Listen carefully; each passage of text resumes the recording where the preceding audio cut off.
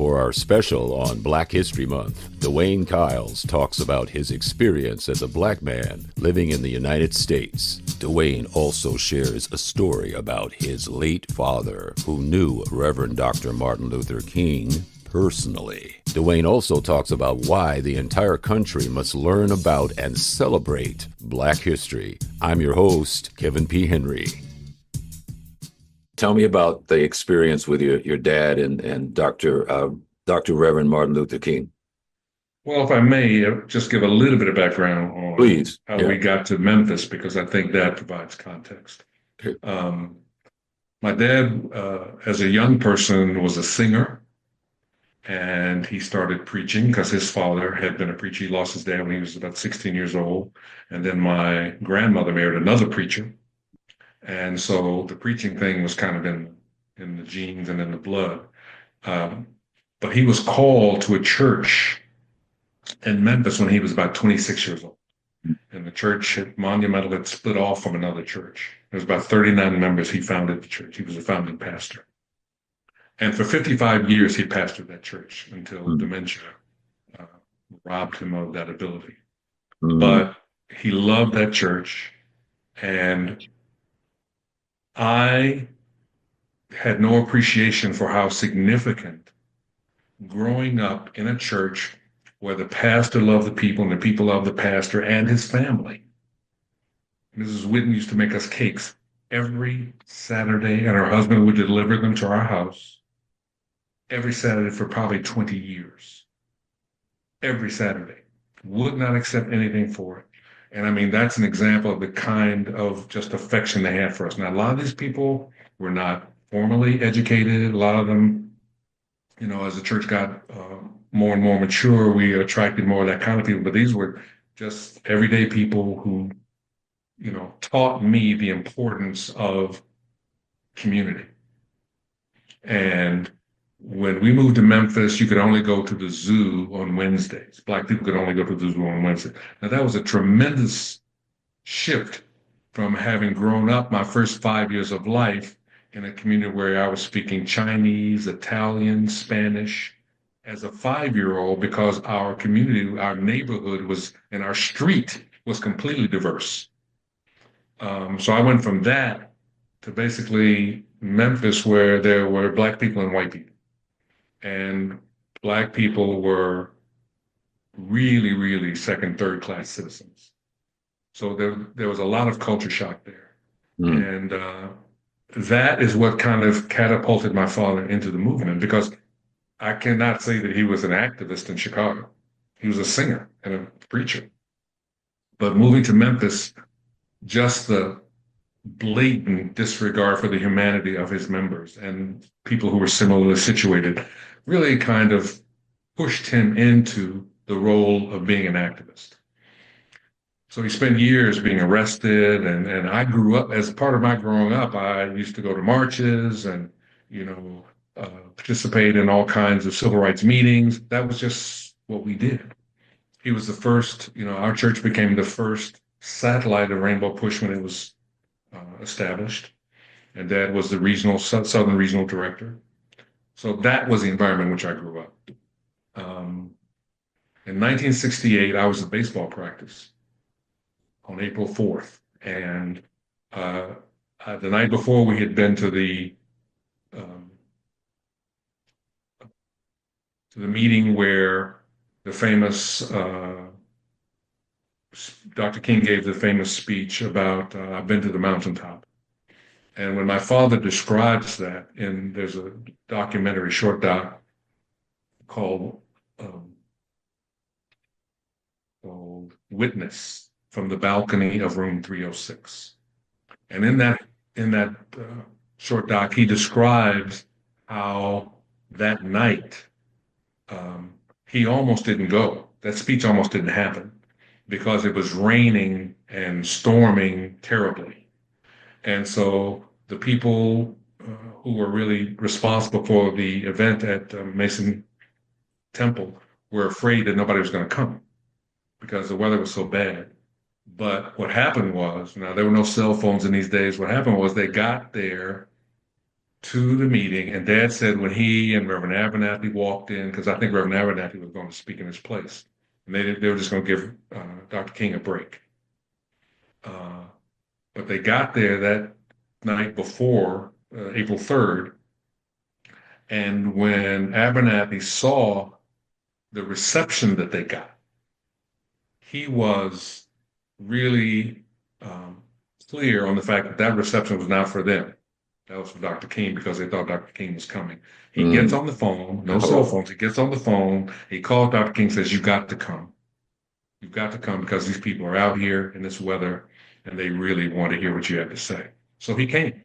And because he came, and gave that speech. I mean, that has now become a historic, he basically, he'd gotten so many death threats and there had been so much drama around the breakup of the previous march because of, provocateurs the march had ended in a violent confrontation with the police. His folks, Andy Young and all those guys, the young people, the young pastors that are around him, did not want him to come back. They wanted him to focus on the March on Washington because they felt that was more important. But Dr. King says, "No, I got to go back to Memphis and we got to fix this." And that's why he came back. And that's why on the afternoon of April 4th, as they were preparing to come to our home for dinner, we had members of the church that had set up extra tables and they were home fixing. I was at baseball practice, and then I got a call, and they come out on the field and tell me I need to go home. Now, before that, I heard all sirens and stuff, so we knew something was going on. Had no idea what it was, and I was as surprised as anybody when they came and got me off the baseball field to go home. And when I got home, I learned that Dr. King had been killed and never made it to the house because he had been assassinated. Which really, really was a watershed moment in my life because, I had, and this is, I don't generally tell people this, but I was very torn in those days as a 13-year-old in Memphis, Tennessee, which I knew was was just steeped in racism. But I found pockets in school. We'd integrated schools, and I found pockets of people who I thought were decent white people. But even some of those people were really upset with Dr. King. So that conflict for me kind of began to push me toward Malcolm X. And I was really like, I don't know about all this nonviolent. I don't know if that's the ticket. Yeah. I was 13, feeling myself, and I was like, look, we may need to look at another way. Problem was in my house, that was not an option. So whatever I felt, whenever I had those conversations and feelings, I had to take that outside because we weren't talking about that in my dad's house. So, or my parents' house, I should say, because my mother was also a devotee to nonviolence. So the assassination of Dr. King for me was a watershed moment, primarily because it just really, there was a period of my life after that where I was very, very aggressively militant because I was like, well, see where this got us? We're doing all this and then they shoot this man down like a dog. What's up with that? So, I was very fortunate because I was surrounded by preachers, their kids, and other folks who were really committed to the concept of nonviolence. And I was given room to express those feelings and that conflict, grapple with that conflict without being kind of excommunicated from the community. Until I kind of found my way back to something that was more reasonable and ultimately back to the whole notion of nonviolence. But part of what I came to was that nonviolence does not mean for me, does not mean I'm going to let you pour ketchup on my head. That ain't, I'm not going to turn around and probably react violently, but I certainly am not going to put myself in situations because I don't have the temperament for putting myself in situations. I just don't. I'm being honest. That ain't who I am. So, If you talk about people that are going to have to sit in and be abused and mistreated and kicked and stuff I saw and that the world has seen, nah, I ain't good at that. But I do believe that trying anything other than a nonviolent approach to gaining equality in this country for Black people is a fool's errand. We don't have enough guns. We don't have enough nothing. So it's got to be, and not to mention the fact that, we have contributed to the profound success of this economy in this country. Um, and we deserve to be treated as such. And for people who think somehow they're being disadvantaged by our demands for equality and equanimity, need to read a history book because there has been so many systematic efforts over time, over the course of history. First of all, we came here, we ain't immigrants. We were brought here against our will. We didn't decide to come here and all of a sudden, we're having a mass immigration movement over here. No, we were compelled to come. Okay. So that's the first distinction. We're not immigrants. We came here against our will and were forced to build this country, in essence, physically. Our labor built this country. Now, other people built it in other ways, farmers, ranchers, whatever. But when you talk about building the basic infrastructure of this country, primarily Black people, there were some Irish that contributed to it, some Chinese that contributed to it, and others. But the record would show over a period of hundreds of years, we were the ones, and we did it for no pay. No pay. Okay? So, it's important, I think, that during Black History Month in particular, I think it's important that people, and it's not just white people, white people think we're doing this to educate them. Well, yeah, you need to know this because those that don't know history cannot benefit from the lessons of history. Because if you're paying attention, history will teach you human nature. It will teach you what is likely to happen under certain circumstances. And if people are interested in really what's good for the country, what's good for all the people in the country so that the country can do better and can grow. There was a time in my life when I was not such a fan of capitalism. Well, once I had once I was able to really study other economies and really understand from a mature standpoint what options would be available to me in different economic systems, capitalism started to look pretty good. Now, that doesn't mean that it's perfect or that, we can't use some improvements and doing some enhancements around the edges. But it certainly, I think, provides the kind of incentives for human nature that reward people who are prepared to work really hard and make the sacrifices necessary to be successful. So I think during Black History Month, understanding all of the systems and the systemic efforts on the part of the government, on the part of the political leadership, the administrative leadership, the business community, we were put in a box and basically constrained. After slavery, we get out. We have the Reconstruction, which was an amazing period, but it was too amazing for some white folks who decided we can't do this. This is too much. This is too much competition. This is whatever, too much. So Jim Crow was put in place specifically to snatch back those gains and to create an environment where, again, we would basically be slaves, but for a little bit of pay. Well, and I want to, pardon me, I want to, I want to rewind just a little bit because you were talking about the culture shock, I guess you could call it, of all of a sudden you're around a very diverse environment and now it's just black and white and Jim Crow and you can only go to the zoo on Wednesdays and that kind of thing.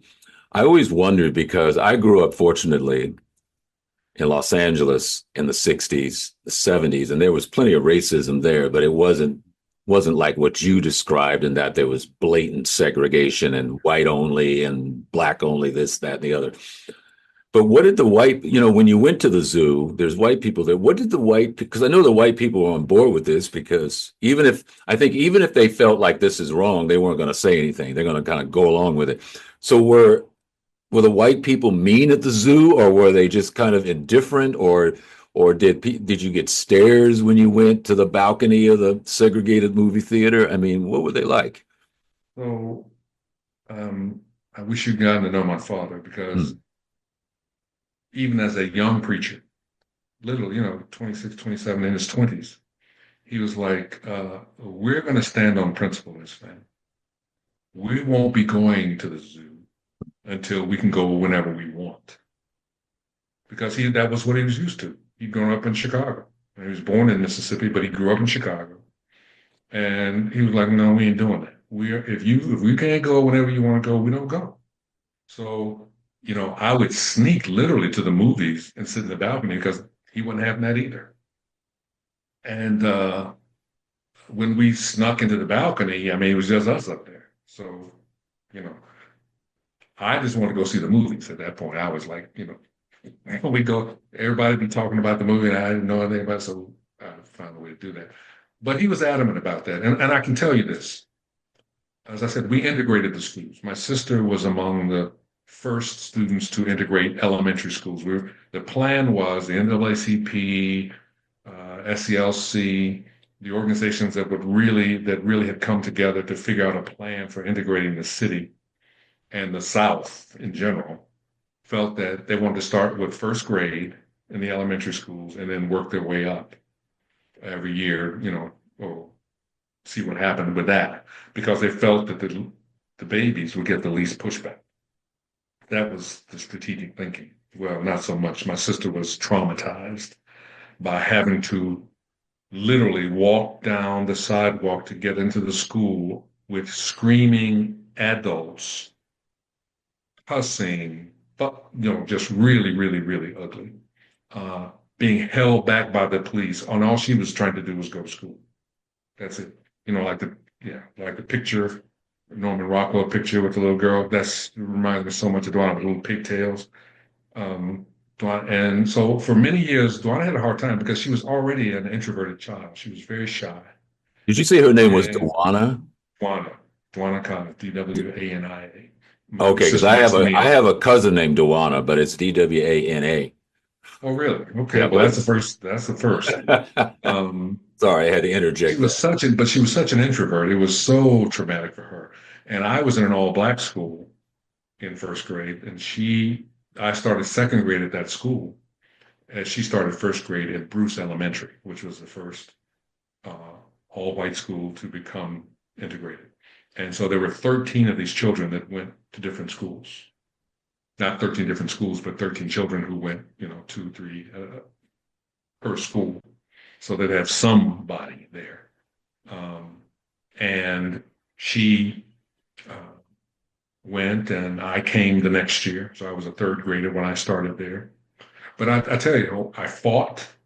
It was different. I mean, whereas at the all black school, it was community, and it was like being at HBCU. Everybody knew everybody, and the cultural aspects of the school were all, very homogenous, and it was, easy. When I went to Bruce, again, it was culture shock because some of my teachers didn't want me there, and quite a few students didn't want me there. I was big for my age, so I ended up fighting quite a bit. Um, and it would be, I remember one time in particular, I was out and we played dodgeball. And there was a guy who was from a rural part of Mississippi or somewhere. His name was Barney. And Barney snuck up behind me with the dodgeball and just hit me square in the face with the ball. My nose is bleeding. So I think I must have been in about the fourth grade at this point, because I wasn't there. I was about the fourth grade. And I literally saw red, both the blood, and just lost it, and grabbed him, pummeled him, and they had to really get me off him because I had him down on the ground, and it was bad. So of course we had to go to the principal's office, and my parents had to come and all that.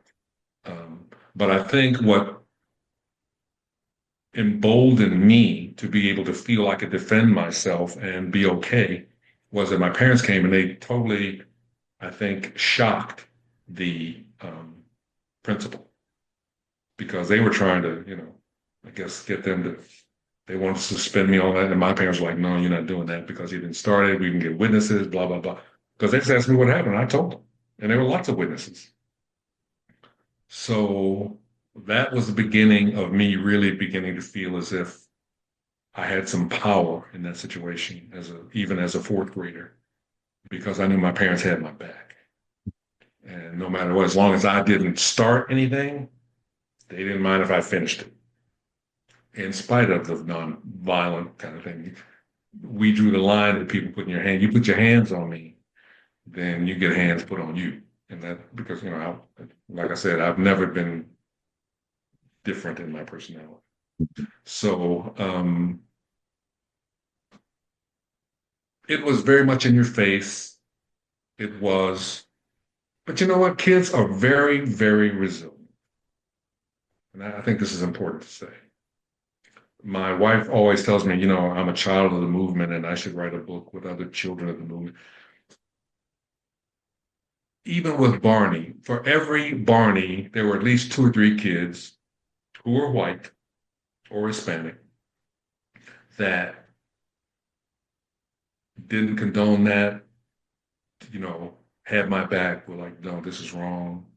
You didn't do anything wrong. And even at that age, so that by the time I got to be in 6th grade, when I actually left the school, I was very popular. I had lots of friends who were not Black at the school because there weren't that many Black kids there. And I loved going to school. Now, I can't say those first couple of years, they were a little rugged, but that by the 5th grade, I loved going to school. I was one of those kids who, you go shopping the week before and get your new pencils and your new book bag and lunch box. I could not sleep typically the night before we started school because I was so excited. And I have to give a lot of credit to the teachers, because there were teachers who were committed to the concept that these are just children. And so they weren't having all this other drama. Well, you bring up a very important point, because I wanted to segue into just this whole pushback and adversity that even talking about Black history is facing right now, is that I always worry about the future generations. I mean, I think everybody needs to learn about everybody's history, but I see parents that are, and it's not just white parents, I've even seen Black parents do this, where they don't want to bring up what you just told me they don't want their children to know about, because they're thinking, oh, I don't want to traumatize my child by, I don't want them to feel guilty because they're white. These Black people went through all this, and that's all in the past anyway. I mean, after all, we had a Black president twice. So, there's no more racism like that in this country. And I worry about the kids, because I always believe in recycled racism. I mean, I have seen numerous photos of Klan families with their children dressed in Klan robes at age 7, 8, 9, 10. So what's your take on all this, pushback against Black history, and why is it so important that everybody learn it? That's a mouthful, right? That is a mouthful. That's a lot. That's a lot. Take But you your know what? I time. think Take your time. It really goes to the core of a lot of what's wrong with this country today. and not just this country, the world. You know, I tried to protect my kids from the stories that I didn't even tell them a lot of this growing up because you don't want your kids to suffer. You don't want them to, have to go through what you went through. That's the whole point of being able to advance and do better and have them do better. But I can honestly tell you it was a mistake. It was a mistake. And we tried to balance, my wife was a lawyer at the time. We tried to balance, exposing them to the community in ways that help them to understand this is the basis of your culture, while at the same time protecting them from some of the experiences that we had that were not pleasant, but that provided context for a lot of what we do now and why we do it. And when you don't give people that context, it's a problem. You don't want to leave kids to themselves or to other children to try to figure out why it is that we move through the world in certain ways in this culture.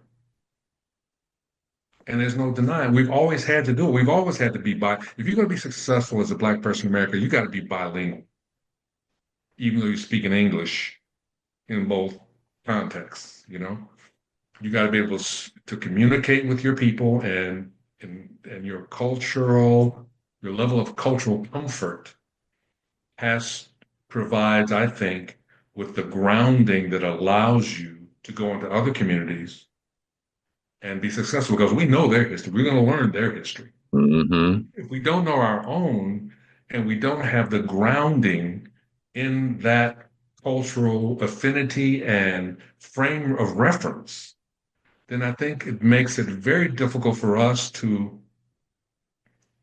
be proactive about making sure that organizations, businesses, nonprofits, whatever, are all that they can be because we're not going to push hard because we're feeling kind of weak and unprepared in that sense. So we need to know it just like everybody else does because it's not just white folk that don't know this history. We need to understand it and we need to understand the struggle. We need to understand that, and we need to understand in a way that is not so busy on putting blame on people who are currently involved. I'm not interested in blaming you. There's a difference between me having information that is really bad about how your ancestors treated my ancestors and me wanting to exact some kind of retribution. And this is where I think you get caught up. I don't want to exact retribution for what your ancestors did. I want a level playing field now. That's what I want now. But if you're not acknowledging what your ancestors did to keep their foot on the neck of my ancestors, if you don't understand that, then of course it feels like you're being treated unfairly. Of course you are. I would too if I had no context. But acknowledging Black History Month, acknowledging these special days, these people who you would not otherwise come across. If we didn't force people to know about Dr. King, they would know about Dr. King. If we didn't force them to know about the Montgomery bus cart, then why would they know about it? You need to understand what has happened and to appreciate the historical framework that has given us the unlevel playing field that currently exists. Well, and then systematic. It's been systematic. It is. Since we got here. Well, I just want to add too, and then there's the reframing. I like to call it propaganda, really. I remember one time I was I forced myself to go on these conservative, like Facebook talk groups because to me, it's like, if you follow the NFL, if you're going to play the Chargers on Sunday, what do? You watch film of the Chargers, right? And how they played the previous week to figure out what are these people doing and how are they thinking. Well, I remember there was some guy on there going on and on about how great the founding fathers were, right? You know, these Mhm. Christian based, founding fathers who helped create the world, the nation that we live in. And I said, "Oh, you mean the slave owners, those guys?" And so I've been kicked off of that site. Well, one person said something like, "Well, why are you always bringing up racism?" I said, "I'm not bringing it up. It's history. I'm not making this up. But if you're going to talk about the founding fathers were there to benefit white people, just like the 4th of July." Mostly white men. They weren't Right, even really worried exactly, about white exactly. women at that point. White men. And I said, it's just like the 4th of July. I don't have a problem with the 4th of July, but the 4th of July has nothing to do with black people. Black people were not celebrating their freedom in 1776, but we get a holiday. We're supposed to go buy fireworks. But you have a problem when we want to sing the Black National Anthem. Right. So it's that type of reframing of, and then erasing, like the National Archives are taking out references to Martin Luther King and all this stuff. So if you take out all that, then you just get this sanitized, distorted version of history. And I've even had people say, well, some of the slave owners actually treated their slaves well. I said, they were slave owners. Doesn't matter if they gave them 3 meals a day. They were imprisoning people against their will, and if they tried to leave, they would have killed them. So I don't call that nice. Anyway, I didn't mean Well, to no, but I mean jump in that's there like that, but but it is, we have got to find a way to move past this. Mhm. Because if we don't, we're moving in the wrong direction by keeping, banning books and, taking away holidays. I mean, how is that happening? People, the reason they're doing it is because they're ignorant. Mhm. They're ignorant. I mean, ignorant in the sense that they don't know. They don't know. The problem is they don't want to know. Many of them, no, not everybody, many of them don't want to know. And they don't want to know because they don't want to deal with the guilt. Well, come on now. I'm not. I'm sorry. If your feelings are going to be hurt because your ancestors had their foot on the neck of my ancestors, it's the truth. That's just It's the history. truth. It's not like Deal with it. some people say it's divisive. I said, how can history be divisive?